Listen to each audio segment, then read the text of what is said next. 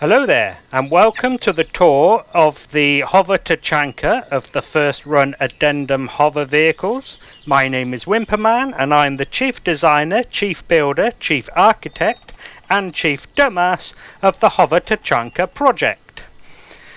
So this is the new vehicle here. It's a small and relatively cheap gun carriage, which can be used for a force multiplier against melee threats or light infantry, or it can also be used sort of as a corridor assault vehicle. It could also be used for actually a temporary defense platform for if you're in an area for a short amount of time to, for example, dig out an ore deposit. You could maybe deploy one of these nearby, or as you're building a base before you've got any defences set up. Right, so before I take you through the functions and features of this little vehicle, I am first going to take you through the original vehicle. And there is actually an original vehicle, and it is, of course, the Hover Creeper from the first Run Hover Vehicles series. It is obviously a variant of this, where the tool turret is replaced by an actual offensive turret. As you can see, I've also moved the detector on top to make way for a Gatling gun as well. And actually the Hover Creeper is itself a variant of the Hover Digger of the first Run Hover Vehicle series. So those are the originals. That was first, it turned into that, and then that was adapted into this. So next I'm going to talk about its role and its task equipment. So as I've said, it's a gun carriage, and in order to facilitate that task, it obviously needs a gun to carry. So it has a Gatling turret on top. Let me turn my HUD on. And the Gatling turret is set to the following parameters. It's set as a general purpose weapon, so it'll target everything that isn't a large grid, with exception to prey. And of the small grids, it will only target weapons. Again, it also has the Gatling gun out the front, and to feed those it has a 2.4k SU ammo container at the back, which I'm sure you guessed is the same container as this, except with a different controller. Next then is the propulsion, including its lift capacity. Right then, as you can see, it has two small thrusters in all directions. There's the reverse ones at the back. It has 4 small hover engines and a single hover booster, or as I like to call them, a jump booster.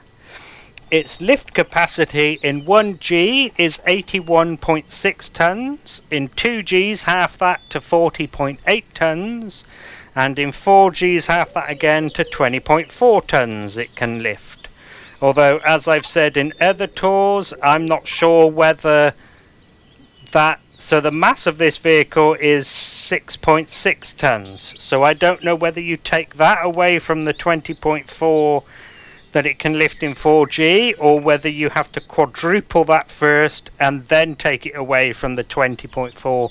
I don't fully understand how that works, but it's possible it can operate in 4G, and it's possible it can't. So I apologise for not knowing more than that, but I'm too lazy to go and test it. Right then, next. Oh, I should say it has no RCSs. There was one on the Creeper there, but I have moved some of the devices round, so it doesn't have one of those anymore. Its maneuverability, I should say, actually, its stats for its mobility is thus. I mean, it's not brilliant.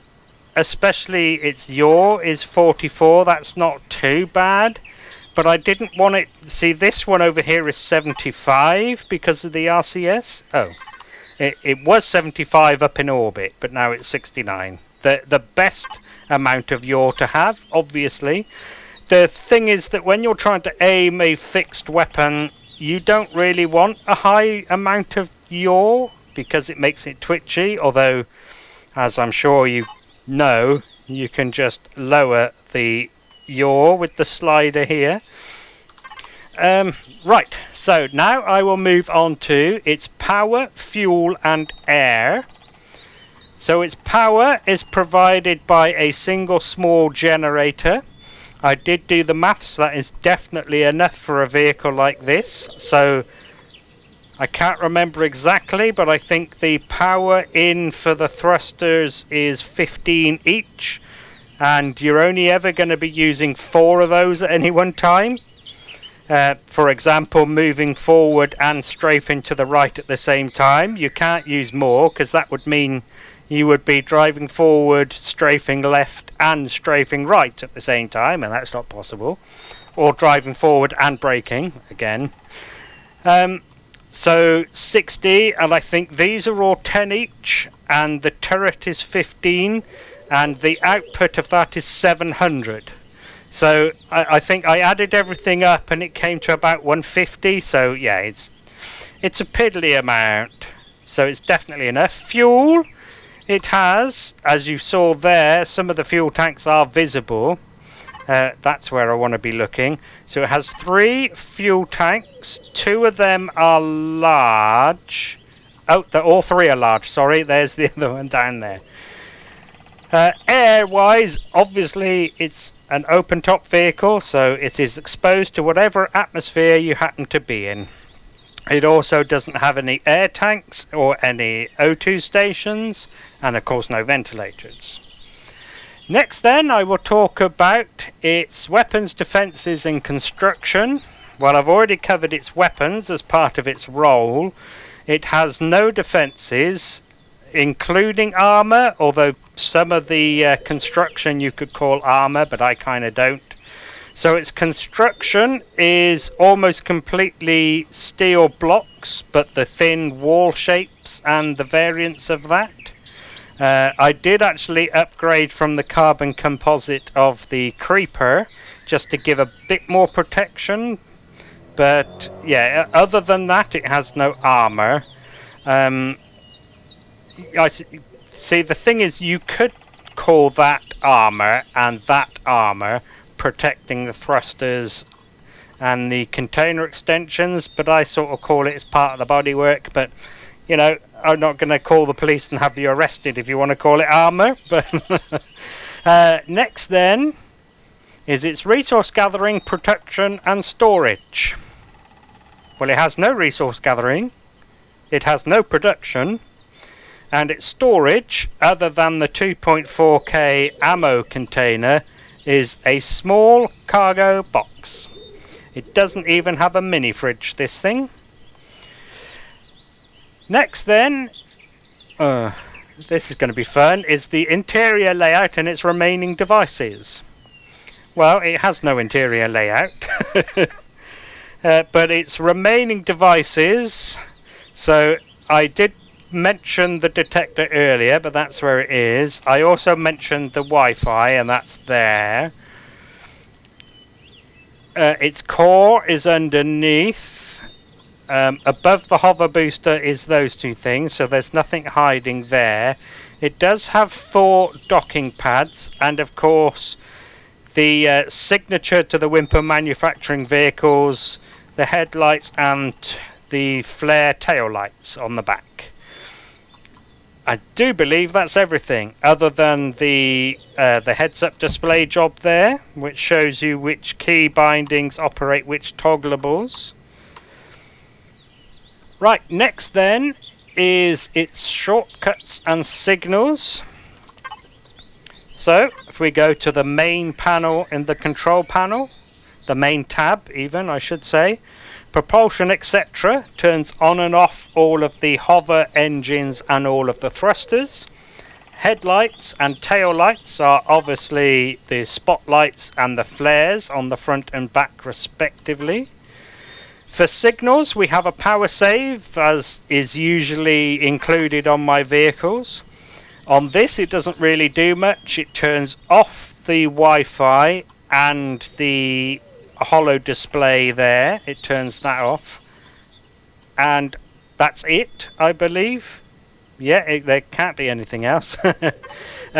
Finally, we have a turret and a fixed gun signal. Obviously, they control those two, so you can control them independently if you wish. And lastly is CPU and upgrading. So, as you can see here, its CPU is just shy of 3200 out of 5000.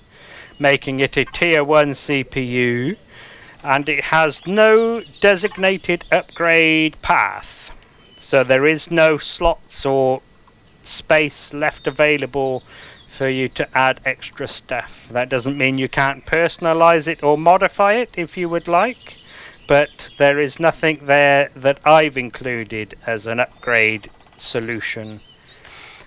Right, so there we go. That'll be the end of the tour. Oh, do you want to see it drive? I do keep forgetting, actually, to do a test drive in my tours for some reason. So here it is with its pilot mode turned on. I do prefer driving with pilot mode, except in certain circumstances, but whatever. Yeah, she's not brilliant, but it's supposed to be a very, starter level vehicle that you can bring in early and help you defend yourself as you get started, is the idea. Right, so there we go. That'll be the end of the tour of the HoverTachanka. Thank you very much for taking an interest in it. I hope you get some use out of it, and hopefully I'll see you in a different video for another build. So thank you again, and goodbye.